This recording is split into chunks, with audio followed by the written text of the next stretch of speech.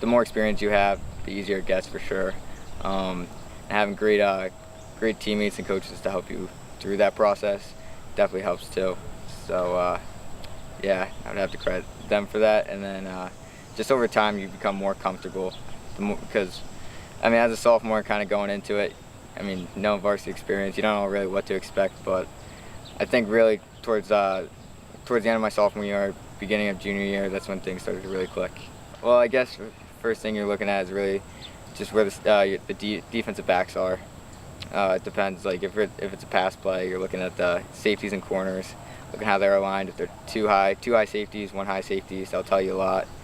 And then when you look at the corners, how far they are off the receiver, or how their stance is lined up against the receiver. So, I mean, it gets pretty easy once you learn all that stuff, and then you're looking to run the ball, just like how many guys are in the box, stuff like that. His football IQ is as good as it gets. You know, he understands football, he understands the game, he understands coverages, he understands why things are the way they are. He understands why coverages go the way they do, where a blitz is coming from, those types of things. I don't know, from a working on standpoint, there's always growth, there's always room to get better.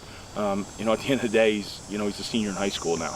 There's always room to continue to grow, but I think now we can start really throwing some things at him.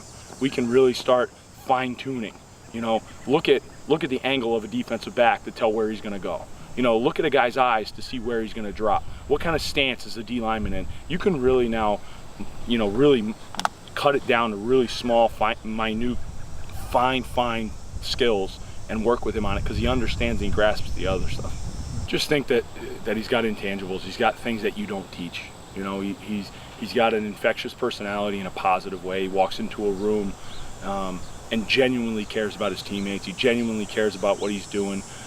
He's got that smile on his face when he walks in, a little bit of confidence without any bit of cockiness. And those are all things that you don't really teach, you know what I mean? And for him to have those things at the age that he did as a sophomore, even seeing a little bit of it as a freshman, but moving into a sophomore year, that's not very common. You know what I mean? That's just it's a special thing. He's got a special personality. He's got a special trait. He's got a unique set, a unique set of not just physical attributes, but the mental part of it. He's pretty spot on.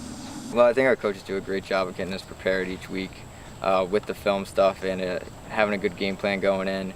So, I mean, we invest a lot of time into that, but I think it really shows and pays off on game night.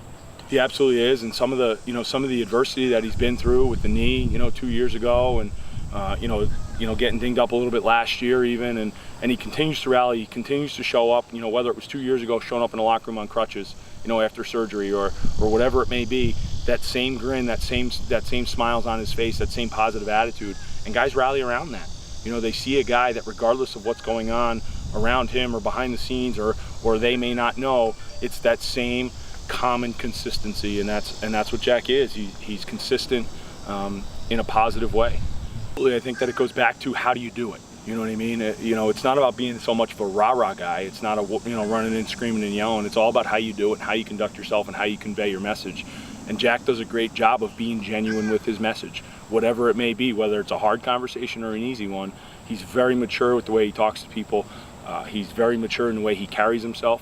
And I think that because of that, guys respond and listen to him. 1, 2, boom! Hey.